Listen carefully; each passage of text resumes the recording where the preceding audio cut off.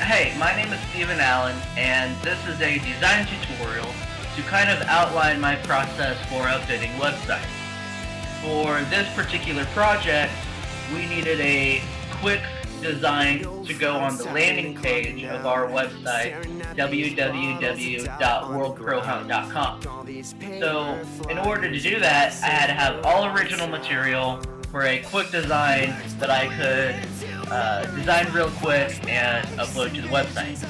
So I wanted to use an original photo, so I took one off of our Facebook page, and this photo was actually taken at one of the combines, and it kind of fit for what I was trying to do, so I went ahead and used it.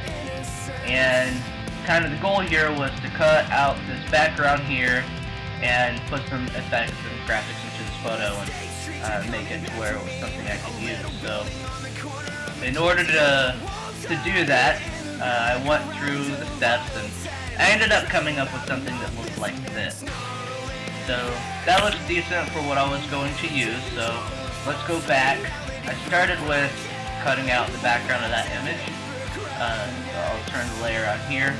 So that's what it ended up looking like when I cut out the background. And as you can see, it's kind of jagged here, and through here, and through here. Well, that is because I ended up finding a background image. The background of the background image that I wanted to use. That was this right here. And as you can see, I went ahead and edited the image right here, and you'll see why later. But what I wanted to do was match up the foreground of that photo with the background of this photo. So I cut around the edges to fit where the sand met up with the waves there. So you can see here, it actually ended up fitting. And in order to combine the two photos together, I had to add some shadows because we want this to look as natural as possible, but still kind of have that creative feeling to it.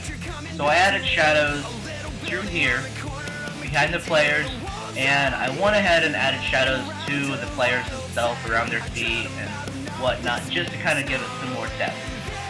So once I got that done, I went ahead and added a blue photo, or a blue layer on top of it. I set it to exclusion and kept the opacity at 100%. And I like doing that because it kind of combines the layers underneath it together, and it just kind of helps bring the project together. So after I finished that, I wanted to go ahead and start adding some effects to it. So I have this photo right here. I'll show you what it looks like with just this picture. That's 100, that's normal. So this was the photo that I started off with.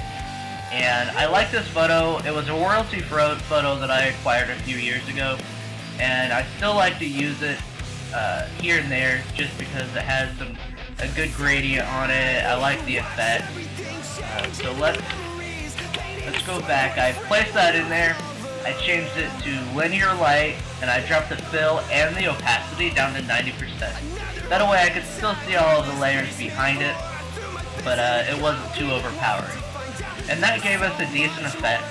I like where it was going, and I like the intensity that I got around the edges. So in order to kind of keep the burn feeling going, I went ahead and added a layer of shadows on top of it, or a layer of clouds on top of it.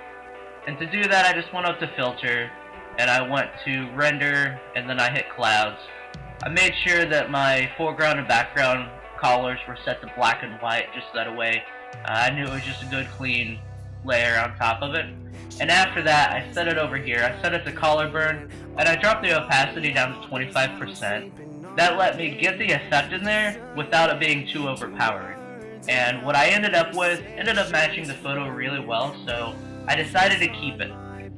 Now, if you notice here, when I mentioned beforehand that I had changed that image here, so you can see we have, let's turn this on. We have the sun over here, it's really bright, and then we had the players over here. This photo was more bright than this background image was. So I had to combine them together. Remember, we don't want this to look like two completely different photos. So I burnt both photos in the same spot in a way that made them blend together. So when it was all said and done, I still had brightness over here, and this looked fine. However, you still really couldn't see the players, and the players is kind of the focal point of this background image that we're doing here. So I went ahead, I copied the layer of the players, and I took it to the far top layer, and I set it to a soft light. That way it wasn't too prominent. Originally, it looked like this, and we didn't want that. So I set it to a soft light. That way you could still see some of the layers that was behind there. So I went ahead, turned it to soft light, and I kept the opacity 100% because soft light, it did what I needed it to do. So after I was done with that, I went ahead and exported it as a JPEG so that I could open it up in Illustrator and begin putting in the text. So you can see I went ahead and imported the image into Illustrator right here. And it looks exactly like it did in Photoshop, just because I exported it and imported it correctly. So there wasn't any pixelization. However, I will show you the difference between vector artwork and raster images. So this was exported from Photoshop, so it's a raster image. And if I can zoom in here, you can see the pixelization in the image. That's fine because we saved it at a high enough resolution to where it will display correctly on the website. So after I got everything in here, I went ahead and added the vector graphics. And I'll zoom in here and you can see that these are good, clean lines. So that's what vectorization is. We can literally, take these graphics that I put in here and we can resize them to any size that you need to. So it's a good idea to use Illustrator whenever you're putting in your text and your images. That way it's nice and clean and your user won't have any trouble reading it. So I went ahead and created this graphic here. I wanted to have something that was not too overpowering. Like through the entire project itself, you don't want one part of the image that's more overpowering than the other one. However, you do want your message to kind of stand out. So I have the message that we're trying to get out here, the registration costs, and then we have some info on the next combine here, and then a button so that the user knows to click on this button to go to the website. And this is our logo as well. That's also vectored. Just that way it's nice and clean and organized. So once I got what I wanted, I saved this yet again as another image, and now I'm going to bring it into Dreamweaver so that I can implement it into the website and upload it. That way the website will be current and up to date. Okay, so you can see here I went ahead and created a sample page so you can kind of see what I'm working with here.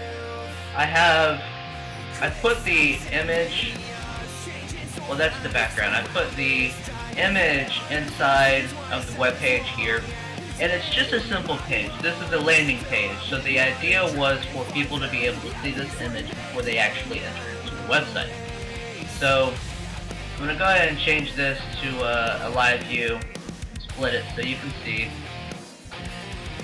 We put the image in there, and this is actually the updated image because I actually updated the image since the last time I worked on it. And there's the image that we wanted everyone to see, and here's a quick little link to go to the website. And the idea was to not spend too much time on this project, but to get something that looked professional, clean, and organized.